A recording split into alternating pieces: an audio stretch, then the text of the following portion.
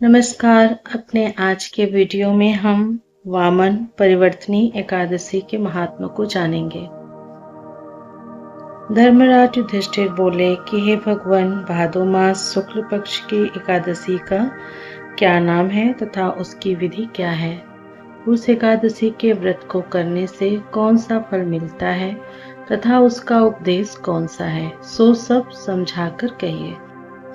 श्री कृष्ण भगवान बोले कि हे राजश्रेष्ठ, अब मैं अनेक पाप नष्ट करने वाली तथा अंत में स्वर्ग देने वाली भादो मास शुक्ल पक्ष की वामन नाम की एकादशी की कथा को कहता हूँ। आप इसे ध्यान पूर्वक सुने।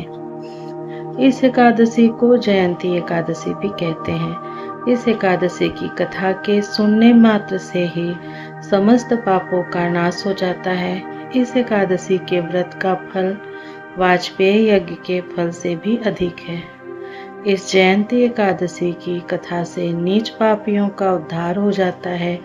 हे महाभाग, जो मनुष्य अपनी सद्गति चाहते हैं उन्हें इस एकादशी का व्रत अवश्य ही करना चाहिए। यदि कोई धर्मपरायण मनुष्य एकादशी के दिन मेरी पूजा करता है तो मैं उसे संसार की पूजा का फल देता हूँ।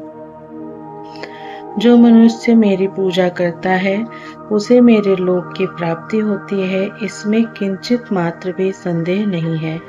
जो मनुष्य इस एकादशी के दिन श्री वामन भगवान की पूजा करता है वह तीनों देवता अर्थात ब्रह्मा विष्णु महेश की पूजा करता है। जो मनुष्य इस एकादशी का व्रत करते हैं उन्हें इस संसार में कुछ भी करना शेष नहीं रहता।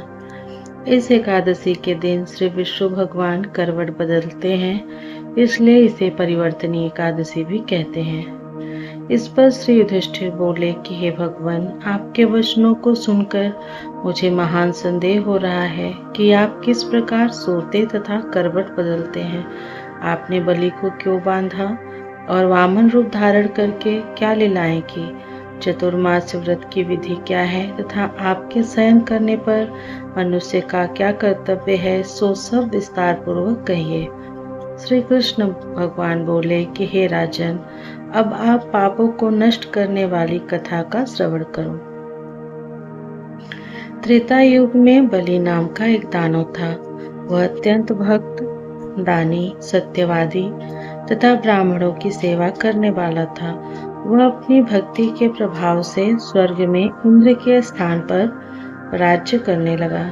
देवगण इस बात को सहन न कर सके और भगवान के पास जाकर प्रार्थना करने लगे।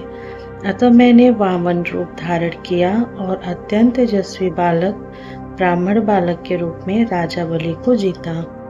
इस पर युधिष्ठिर बोले कि हे जनार्दन, आपने वामन रूप धारण करके उस बलि को किस प्रकार जीता, सो सब सविस्तार समझाइए। श्री कृष्ण भगवान बोले कि हे राजन, मैंने वामन का रूप धारण करके राजा बलि से याचना की कि हे राजन, तुम मुझे 3 पग भूमि दे दो, इससे तुम्हें 3 लोक दान का फल प्राप्त होगा।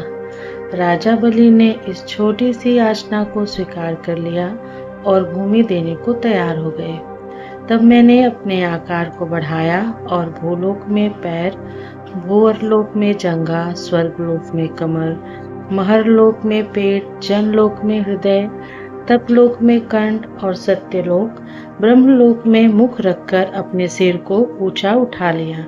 उस समय सूर्य, चंद्र, नक्षत्र, इंद्र तथा अन्य देवगण शास्त्रानुसार मेरी स्तुति करने लगे। उस समय मैंने राजा बलि को पकड़ा और पूछा कि हे राजन, अब मैं तीसरा पैर कहाँ रखूं? इतना सुनकर राजा बलि ने अपना सिर नीचे कर लिया। उस सिर पर मैंने अपना तीसरा पैर रख दिया और वह भक्त दानव पाताल को चला गया।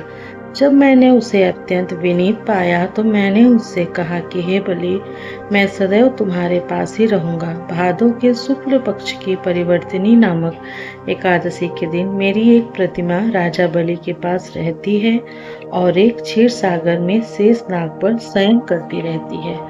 इस एकादशी को विष्णु भगवान सोते हुए करवट बदलते हैं। इस दिन त्रिलोकीनाथ श्री विष्णु भगवान की पूजा की जाती है और चावल और दही सहित रूपा का दान किया जाता है। इस दिन रात्रि को जागरण करना चाहिए। इस व्रत के करने से मनुष्य समस्त पापों से मुक्त होकर अंत में स्वर्गलोक को जाता है। वह स्वर्गलोक में जाकर चंद्रमा के समान सदैव प्रकाशित होता रहता है। उसे इस लोक तथा परलोक दोनों में यश मिलता है। जो पापों को नष्ट करने वाली वामन एकादशी की कथा को सुनते हैं उन्हें अश्वमेध यज्ञ का फल मिलता है। यहाँ पर हमारा परिवर्तनी एकादशी का महात्म पूरा होता है। तो प्रेम से बोलिए चतुर्भुज विष्णु भगवान की जय हो। हरे नमः, हरे नमः, हरे नमः। ओम नमः पार्वती पतये हर हर महादेव।